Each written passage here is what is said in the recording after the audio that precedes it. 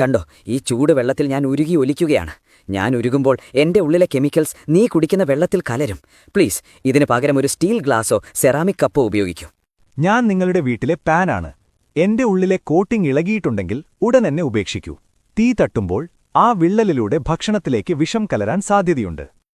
ഈ ചൂടുള്ള ഭക്ഷണം എന്റെ ഉള്ളിൽ നിറയ്ക്കുന്നതൊന്ന് നിർത്താമോ? ആ ചൂടിൽ ഞാൻ ഉരുകി എന്റെ ഉള്ളിലെ വിഷം നിന്റെ ഭക്ഷണത്തിലേക്ക് കലർത്തുകയാണ്. അടുത്ത തവണ വരുമ്പോൾ വീട്ടിൽ നിന്നൊരു സ്റ്റീൽ പാത്രമോ മറ്റോ കയ്യിൽ കരുത്. ഞാൻ മെലാമൈൻ പ്ലേറ്റാണ്.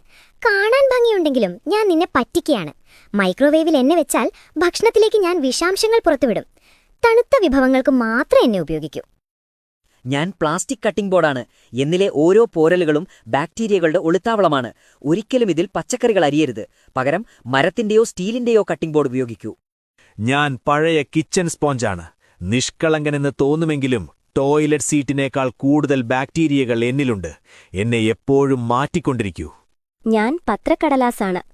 അച്ചടി മഷിയിൽ അടങ്ങിയിരിക്കുന്ന ലെഡ് വളരെ വിഷകരമാണ്. ഒരിക്കലും പൊരിച്ച പലഹാരങ്ങൾ എന്റെ മുകളിൽ വെക്കരുത്. Download ShareChat.